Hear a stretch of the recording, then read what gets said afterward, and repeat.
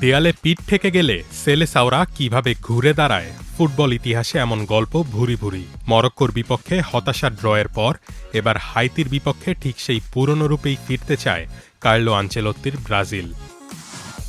১৯৩৪ সালের পর বিশ্বকাপে নিজেদের প্রথম ম্যাচে কখনো হারেনি ব্রাজিল, কিন্তু এবারের আসরে মরক্কোর সঙ্গে ১-১ গোলের ড্রকে অনেকেই দেখছেন হারের সমতুল্য হিসেবেই।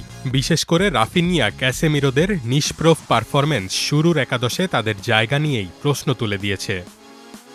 ফিলাডেলফিয়ায় ম্যাচের আগে সংবাদ সম্মেলনে সেই প্রশ্নগুলোরই জবাব দিলেন সেলেসাও কোচ।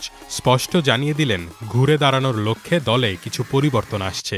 আনচেলত্তি বলেন, খেলার মান বাড়াতে আমরা কিছু পরিবর্তন করব, আমরা আরও ভালো করতে পারি এবং সেটা করতেই হবে।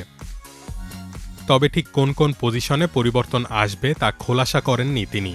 যদিও ব্রাজিলের সংবাদ মাধ্যম গ্লোবো জানিয়েছে, এক সাংবাদিককে হাসতে হাসতে ৪-৫টি পরিবর্তনের কথা বললেও পরে সেটিকে নিছকই রসিকতা বলে উড়িয়ে দিয়েছেন আনচেলত্তি।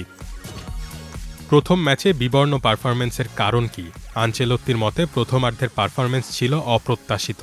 ব্রাজিলের বিখ্যাত হলুদ জার্সির চাপ হয়তো খেলোয়াড়দের মানসিকতায় কিছুটা প্রভাব ফেলেছিল। তবে সেদিন কেউ সেরাটা দিতে না পারলেও তাদের আরও সুযোগ দেওয়ার পক্ষে এই কোচ। তার বিশ্বাস, প্রথম ম্যাচ দিয়েই কখনো বিশ্বকাপের ভাগ্য নির্ধারণ হয় না। দলের নির্দিষ্ট কোনো ট্যাকটিক্যাল পরিচয় নেই। সমর্থকদের এমন উদ্বেগের জবাবেও আনচেলত্তি দিয়েছেন কড়া বার্তা। পরিষ্কার জানিয়েছেন দলের কোনো একক পরিচয় তিনি চান না, বরং যে কোনো পরিস্থিতিতে সব ধরনের ফুটবল খেলার সামর্থ্যই তার মূল লক্ষ্য।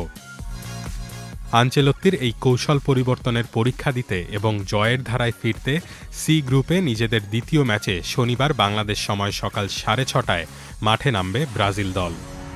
রোহান আদনান, প্রথম আলো।